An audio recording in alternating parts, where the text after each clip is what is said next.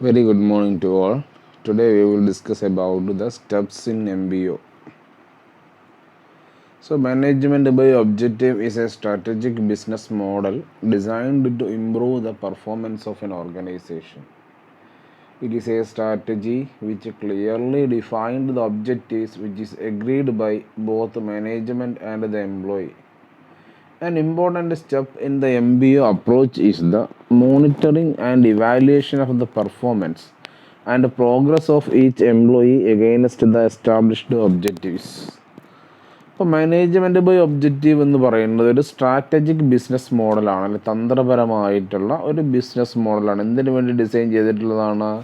To improve the performance of an ഓർഗനൈസേഷൻ്റെ പ്രവർത്തനം വർദ്ധിപ്പിക്കുന്നതിന് അല്ലെങ്കിൽ നല്ല രീതിയിലാക്കുന്നതിന് വേണ്ടിയിട്ട് ഡിസൈൻ ചെയ്തിട്ടുള്ളൊരു സ്ട്രാറ്റജിക് മോഡലാണ് എന്ത് മാനേജ്മെൻറ്റ് ബൈ ഒബ്ജക്റ്റീവ് എന്ന് പറയുന്നത്. So it is a strategy which clearly defined objective which is agreed by both the management and the employees. അപ്പോൾ ഈ ഒരു സ്ട്രാറ്റജി പ്രകാരം എന്താണ് ചെയ്തിട്ടുള്ളത്? ഓർഗനൈസേഷൻ്റെ ഒബ്ജക്റ്റീവിനെ വളരെ വ്യക്തമായിട്ട് നിർവചിച്ചിട്ടുണ്ട്. ആ നിർവചനം ഓർഗനൈസേഷനിലുള്ള മാനേജ്മെൻറ്റും എംപ്ലോയീസും ഒരുപോലെ അംഗീകരിച്ചിട്ടുള്ളതുമാണ്. സോ ആ ഒരു സ്ട്രാറ്റജിയെയാണ്, അല്ലെങ്കിൽ രണ്ടുപേരും ഓർഗനൈസേഷൻ്റെ ഒബ്ജക്റ്റീവ്സിനെ അംഗീകരിച്ചിട്ടുള്ള ആ ഒരു സ്ട്രാറ്റജിയെയാണ് നമ്മൾ എന്ത് പറയുന്നത്? മാനേജ്മെൻറ്റ് ബൈ ഒബ്ജക്റ്റീവ് എന്ന് പറയുന്നത്. സോ അതിന് ഇമ്പോർട്ടൻറ്റ് സ്റ്റെപ്പ് MBOൻ്റെ ഒരു പ്രധാനപ്പെട്ട സ്റ്റെപ്പ് എന്ന് പറയുന്നത് monitoring and evaluation of performance and progress of each employee against the established objective. അതായത് ഓർഗനൈസേഷനിൽ എസ്റ്റാബ്ലിഷ് ചെയ്തിട്ടുള്ള ഒബ്ജക്റ്റീവിനനുസരിച്ചിട്ട് ഓരോ എംപ്ലോയിയുടെയും പെർഫോമൻസ് വിശകലനം ചെയ്യുകയും അതിനെ മോണിറ്റർ ചെയ്യുകയും ചെയ്യുക എന്നുള്ളതാണ് MBOയുടെ ഒരു പ്രധാനപ്പെട്ട സ്റ്റെപ്പ് എന്ന് പറയുന്നത്. അപ്പോൾ നമുക്ക് നോക്കാം എന്തൊക്കെയാണ് MBOയുടെ സ്റ്റെപ്പ് എന്ന് പറയുന്നത്. So steps in MBO. First one, define organizational goals, then define employee objective, continuous monitoring performance and progress, performance evaluation, providing feedback, performance appraisal. ഇത് നമ്മൾ ഒരു പ്രാവശ്യം പറഞ്ഞിട്ടുള്ളതാണ്. ഒന്നും കൂടി നമുക്കത് റീക്രിയേറ്റ് ചെയ്യാം. അപ്പോൾ ഡിഫൈനിങ് ഓർഗനൈസേഷണൽ ഗോൾസ് ഒന്നാമത്തെ ഒബ്ജക്റ്റീവായിട്ട് ഒന്നാമത്തെ മാനേജ്മെൻറ്റ് ബൈ ഒബ്ജക്റ്റീവിൻ്റെ ഫസ്റ്റ് സ്റ്റെപ്പ് എന്ന് പറയുന്നത് ഓർഗനൈസേഷണൽ ഗോളിനെ ഡിഫൈൻ ചെയ്യുക. So setting objective is not only the critical to the success of any company but it is also serve a variety of purpose. ഇപ്പോൾ ഒരു ഓർഗനൈസേഷൻ്റെ ഒബ്ജക്റ്റീവ് സെറ്റ് ചെയ്യുക എന്നുള്ളതാണ് ഏറ്റവും പ്രധാനപ്പെട്ട കാര്യം, അല്ലേ? അത് ഒരു ക്രിട്ടിക്കൽ സക്സസ് ഫാക്ടർ മാത്രമല്ല, അതല്ലാതെ ഒരുപാട് ഉദ്ദേശങ്ങൾ ഒരു ഒബ്ജക്റ്റീവ് സെറ്റ് ചെയ്യുന്നതിലൂടെ ഒരു സ്ഥാപനത്തിനുണ്ട്. It needs to include several different types of managers in setting goals. ആ ഗോളൊക്കെ സെറ്റ് ചെയ്യുന്ന സമയത്ത് ആ ഓർഗനൈസേഷനിലുള്ള മാനേജേഴ്സിനെയും കൂടെയൊക്കെ എന്ത് ചെയ്യണം, അതിൽ ഇൻക്ലൂഡ് ചെയ്യും. And the objective set by the supervisors are provisional based on the interpretation and evaluation of what the company can and should achieve within a specified time. ഈ സൂപ്പർവൈസേഴ്സ് സെറ്റ് ചെയ്യുന്ന ഒബ്ജക്റ്റീവ് എന്ന് പറയുന്നത് ഒരു provisional ഒബ്ജക്റ്റീവാണ്. എന്തിൻ്റെ ബേസിൽ? എന്താണോ already set ചെയ്തിട്ടുള്ള ഒബ്ജക്റ്റീവ്, അല്ലെങ്കിൽ ടോപ്പ് ലെവൽ മാനേജ്മെൻറ്റിൽ നിന്നുള്ള ഇൻ്റർപ്രിറ്റേഷനും evaluation what the company can should achieve ഒരു പർട്ടിക്കുലർ പീരീഡ് ഓഫ് ടൈമിൻ്റെ ഉള്ളിൽ അവർ അച്ചീവ് ചെയ്യപ്പെടേണ്ടുന്ന ആ ഒരു ടാർഗറ്റാണ് സൂപ്പർവൈസറി ലെവലിലൊക്കെ എന്തായിട്ട് കൊടുക്കുന്നത്, ഒബ്ജക്റ്റീവായിട്ട് കൊടുക്കുന്നത്. സോ ഫസ്റ്റ് സ്റ്റെപ്പ് എന്ന് പറയുന്നത് ഡിഫൈൻ ഓർഗനൈസേഷണൽ ഗോൾ. ഒരു ഓർഗനൈസേഷൻ്റെ പ്രധാനപ്പെട്ട ഗോളിനെ എന്ത് ചെയ്യുക, നിർവചിക്കുക, പ്രധാനപ്പെട്ട ലക്ഷ്യത്തിനെ നിർവചിക്കുക എന്നുള്ളതാണ് ആദ്യത്തെ സ്റ്റെപ്പ്. രണ്ടാമത് define employee objectives. So once the employees are briefed about the general objectives plan and the strategies to follow, the managers can start working with their subordinate on establishing their personal objectives. അതായത് ആദ്യം എന്ത് ചെയ്ത് കഴിഞ്ഞാൽ ഓർഗനൈസേഷൻ്റെ ഗോളും അതേപോലെ അവരുടെ പ്ലാനും അതേപോലെ എന്തൊക്കെ സ്ട്രാറ്റജികളാണ് ഫോളോ ചെയ്യുന്നത് എന്നൊക്കെ എന്ത് ചെയ്ത് കഴിഞ്ഞാൽ വിശദീകരിച്ച് കഴിഞ്ഞാൽ പിന്നെ അടുത്തത് എന്താ ചെയ്യുന്നത്, എന്തൊക്കെയാണെന്നാണ് പേഴ്സണൽ ഒബ്ജക്റ്റീവ്, സബോർഡിനേറ്റ്സിൻ്റെ പേഴ്സണൽ ഒബ്ജക്റ്റീവ് എന്താണെന്നുള്ളതാണ് എന്ത് ചെയ്യുന്നത്, ഡിഫൈൻ ചെയ്യേണ്ടത്. This will be 1-to-1 discussion where the subordinate will let the managers know about their targets and which goals they can accomplish within a specified time and in with what resources എന്നാണ് ഒരു 1-to-1 എന്താണ് discussion, അതായത് എന്താണ് രണ്ടാളുകൾ മാത്രമായിട്ട്, ഒന്ന് സബോർഡിനേറ്റും ഒന്ന് എന്താണ് സുപ്പീരിയറും. അപ്പോൾ സബോർഡിനേറ്റ് സുപ്പീരിയറോട് അയാളുടെ എന്താണ് സബോർഡിനേറ്റിൻ്റെ ലക്ഷ്യങ്ങൾ എന്താണ്, എന്താണ് അയാളുടെ ടാർഗറ്റ്, എന്തൊക്കെ റിസോഴ്സസ് ഉപയോഗിച്ചിട്ടാണ് അയാൾ എന്ത് ചെയ്യുന്നത് ടാർഗറ്റ് അച്ചീവ് ചെയ്യാൻ പോകുന്നത്, ഈ വക കാര്യങ്ങളൊക്കെ എന്ത് ചെയ്യും, ആരോട് ഡിസ്ക്ലോസ് ചെയ്യും, സുപ്പീരിയറിനോട് സബോർഡിനേറ്റ് ഡിസ്ക്ലോസ് ചെയ്യും. So and they can then share some tentative thoughts about which goals of the organisation or department can find feasible എന്നാണ്. അപ്പോൾ അവർക്ക് എന്ത് ചെയ്യാം, അവരുടെ ഈ പേഴ്സണൽ ഗോളിൻ്റെ കൂടെ എന്തൊക്കെയാണ് ഓർഗനൈസേഷണൽ ഗോളിന് ഫീസിബിൾ ആയിട്ടുള്ള കാര്യങ്ങൾ, ആ കാര്യങ്ങളൊക്കെ എന്ത് ചെയ്യാം അവർക്ക് ആരോട് ഷെയർ ചെയ്യാം, അവരുടെ സുപ്പീരിയറിനോട് എന്ത് ചെയ്യാം ഷെയർ ചെയ്യാം എന്നാണ്. അതായത് ഫസ്റ്റ് സ്റ്റെപ്പിൽ നമ്മൾ ഓർഗനൈസേഷൻ്റെ ഗോൾ ഡിഫൈൻ ചെയ്യുന്നു, രണ്ടാമത്തെ സ്റ്റെപ്പ് എന്ത് ചെയ്യുന്നു, എംപ്ലോയീസിൻ്റെ ഗോൾ എന്ത് ചെയ്യുന്നു ഡിഫൈൻ ചെയ്യുന്നു. മൂന്നാമതാണ് എന്താ continuous monitoring and performance and progress എന്നാണ്. So MBO process is not only essential for making line managers in business organizations more effective but also equally important for monitoring the performance and progress of employees. അതായത് MBO എന്ന് പറയുന്നത് എന്തിനു വേണ്ടി മാത്രമുള്ളതല്ല, line managers, അതായത് ഓർഗനൈസേഷനിലുള്ള departmental മാനേജേഴ്സിനൊക്കെ എഫക്റ്റീവാക്കി നിർത്തുവാൻ വേണ്ടി മാത്രമുള്ളതല്ല. അതിൻ്റെ ഒരു ഭാഗം എന്ന് പറയുന്നത് എന്തും കൂടി ഇമ്പോർട്ടൻ്റ് ആണ്, ഈക്വലി ഇമ്പോർട്ടൻ്റ് ആണ് എന്താ, എംപ്ലോയീസിൻ്റെ പ്രവർത്തനങ്ങളെ കണ്ടിന്യൂസ് ആയിട്ട് എന്ത് ചെയ്യുക, മോണിറ്റർ ചെയ്യുക, അവയെ എന്ത് ചെയ്യുക, ആൻഡ് ആൾസോ എന്താണ് ഇവാലുവേറ്റ്, വിശകലനം ചെയ്യുകയും അവയുടെ കാര്യങ്ങളൊക്കെ എന്ത് ചെയ്യുക, പ്രവർത്തനങ്ങളൊക്കെ എന്ത് ചെയ്യുക, നോക്കി നടത്തുകയും ചെയ്യുക എന്നുള്ളതും എന്താണ് MBOയുടെ ഒരു പ്രധാനപ്പെട്ട എന്താണ് ഭാഗമാണ്. അപ്പോൾ മൂന്നാമത്തെ സ്റ്റെപ്പായിട്ട് പറയുന്നത് എന്താണ്, continuous monitoring performance and progress. അതായത് ഓർഗനൈസേഷണൽ ഒബ്ജക്റ്റീവ് ഓൾറെഡി എന്ത് ചെയ്തിട്ടുണ്ട്, എസ്റ്റാബ്ലിഷ് ചെയ്തിട്ടുണ്ട്. ആ എന്താണ് ആ ഒരു objective, how the employees are working towards for the attainment of organisational objective എന്നുള്ളത് ആര് എന്ത് ചെയ്യുന്നു നോക്കുന്നു, ഓർഗനൈസേഷൻ എന്ത് ചെയ്യുന്നു, അല്ലെങ്കിൽ മാനേജ്മെൻറ്റ് എന്ത് ചെയ്യുന്നുണ്ട്, നോക്കിക്കാണുന്നുണ്ട്. അതാണ് എന്ത് മൂന്നാമത്തെ സ്റ്റെപ്പ് പറഞ്ഞിട്ടുള്ളത് എന്താണ്, continuous monitoring performance and progress. അടുത്താണ് performance evaluation. So within the MBO framework the performance review is achieved by the participation of the എന്താണ് മാനേജേഴ്സ് കൺസേൺഡ് എന്നാണ്. അപ്പോൾ നമ്മൾ എന്ത് ചെയ്യുന്നു, മോണിറ്റർ ചെയ്ത് കഴിഞ്ഞു. പിന്നെ അടുത്ത സ്റ്റെപ്പായിട്ട് പറയുന്നതാണ് ആ ഓർഗനൈസേഷനിൽ എന്താണ് ഒബ്ജക്റ്റീവ് നേടിയെടുക്കാൻ വേണ്ടിയിട്ടുള്ള പ്രവർത്തനത്തിന് എന്ത് ചെയ്യുക, ഇവാലുവേറ്റ് ചെയ്യുക. അതിനാണ് നമ്മൾ എന്ത് പറയുന്നത്, പെർഫോമൻസ് ഇവാലുവേഷൻ എന്നെന്ത് ചെയ്യണത് പറയുന്നത്. അടുത്താണെന്ന് providing feedback. So in the management by objective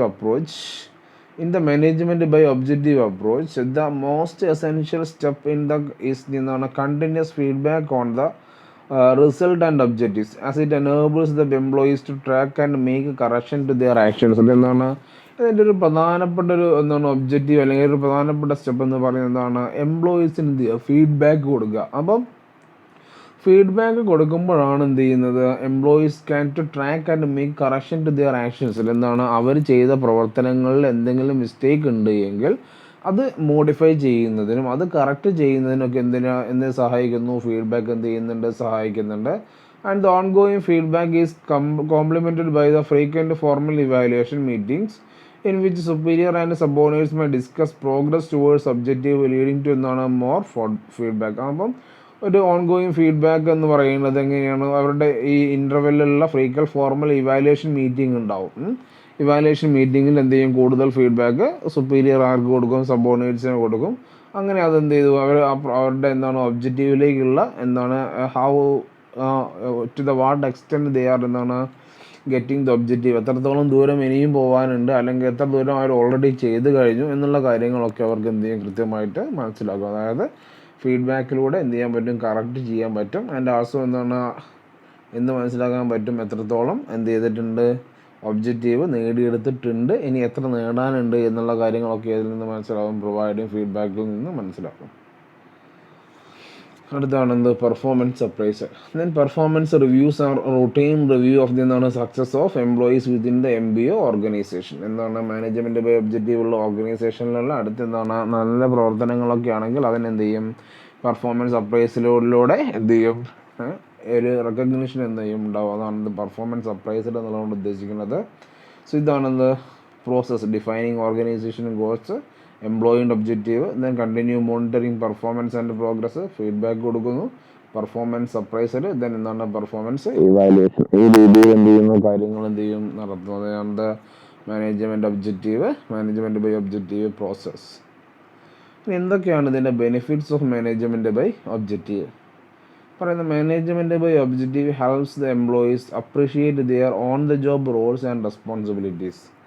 management by ഒബ്ജക്റ്റീവിലൂടെ എംപ്ലോയീസിൻ്റെ എന്താണ് അവരുടെ ജോബിലുള്ള ഓൺ ദ ജോബ് റോൾസും റെസ്പോൺസിബിലിറ്റീസും ഒക്കെ എന്ത് ചെയ്യുന്നുണ്ട് അപ്രീഷിയേറ്റ് ചെയ്യുന്നുണ്ട്. കാരണം അവരെന്തിൻ്റെ ഭാഗമാണ് ഓർഗനൈസേഷൻ്റെ ഒബ്ജക്റ്റീവ് നേടിയെടുക്കുന്നതിൻ്റെ ഭാഗമായിട്ട് എന്ത് ചെയ്യുന്നുണ്ട് അവർ പ്രവർത്തിക്കുന്നുണ്ട്.